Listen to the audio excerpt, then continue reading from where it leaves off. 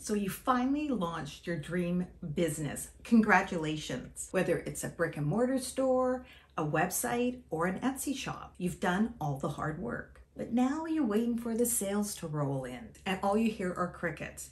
No website traffic, no engagement on your social media profiles, and worst of all, zero sales. If that at all sounds like you, you'll want to stick around to the end of this video. I'm diving into the mistakes that could be holding you back and the proven strategies that can help your business start growing online, using social media to do it. Before we dive into the mistakes, let's just set up some ground rules. Social media is a relationship builder. Use social media to build relationships with your customers, not to push products. This will help you in the long run. And platform neutral. Choose the best platform that suits your business and where your customers are. Don't be loyal to a platform, be loyal to your customers. Mistake number one, not tracking your data.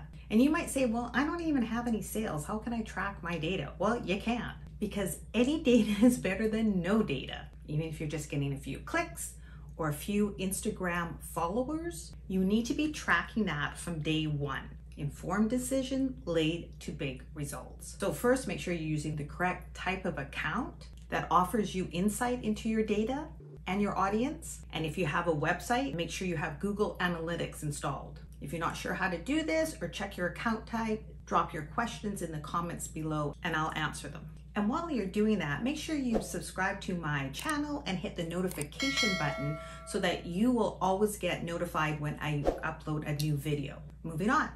Mistake number two, spreading yourself too thin. When you're new to the world of marketing, it's tempting to jump onto every platform. But the truth is you need to focus. Pick one platform where your target audience hangs out the most and then master it.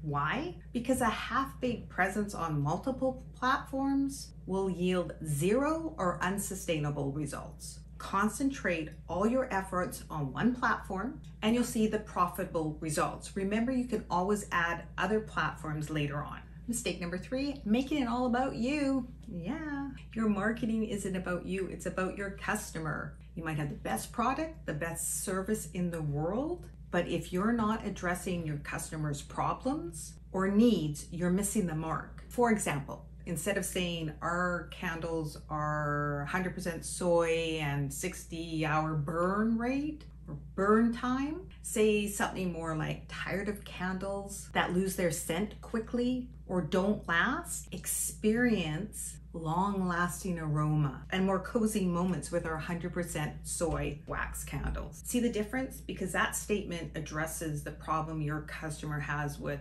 scent, longevity of candle burn time, making it more relatable and appealing to your customer. We've covered the three mistakes. Let's look at the pillars of your social media marketing. And it all boils down to three key objectives: lead generation or lead gen, lead nurturing, and lead conversion. Every piece of content you create should fulfill one of those objectives. No more random posts or aimless content. Every post should be a stepping stone to achieving those goals. So for lead gen or lead generation, think about content that grabs your audience's attention and encourage them to take the first step in interacting with you. Captivating story that ends with a strong call to action like subscribe for exclusive content or something along that line. Lead nurturing is when you want to build a relationship with your audience. You want to make that connection so you can share valuable insights, tips, and stories that resonate with them. This is where the know, like, and trust factor kicks in, because your audience needs to know you, like you, and trust you before they make a purchase. Because right now, if you don't like me, you're not even watching, just saying. And then lead conversion. We finally hit it, the sale. This is where you seal the deal. You've provided tons of value and you've built the relationship. You can now guide your customer towards making a purchase. Whether it's through an email sequence or a special offer, this is your moment to convert those leads into customers. So now we need a strategy, and the strategy is to build your online community. We want an engaged community around your business because that can lead to increased customer loyalty, and potentially more sales. So we're going to start with short form content. This type of content is relatively quick to consume and easy to digest, and it's there to capture the viewer's attention. You want to convey a message or evoke an emotion in a short period of time. Examples would be social media posts, TikTok videos, Instagram reels, single images with captions. And the primary advantage of short form content is that it's suited for the fast-paced environment of social media. And it allows you to engage with your audience frequently without requiring a significant time investment from your viewer. So it's ideal for capturing attention, sharing, and driving quick actions like clicks and likes. So for your short form content, you can share tips, news, insights into your industry. If you ran a bakery, you could do like quick recipes or baking tips. But the whole goal is to engage your audience, but not to sell to them directly. Now we also have long form content. Long form content is more in-depth, and it usually requires way more time invested from your audience. This could be something like a weekly blog, a long form video, whether on YouTube or even a longer form video on Instagram. So in the case of the bakery, you could share details of a recipe, but then you could also go in and actually how to create that recipe by video or an article, or you can do other how-to guides, things like that. The primary advantage of long form content is you can explore a topic more and provide more value to your audience. And it's really good for establishing authority and expertise in your field. It's also most likely to go evergreen, which just means it remains relevant for a longer time and still can get traffic coming to it. Now remember, use your short form and long form content to drive to your email list. Why? Because your email list is what you own. You are just hanging out on those social media platforms. You do not have any say on them, and they can kick you out anytime they want to.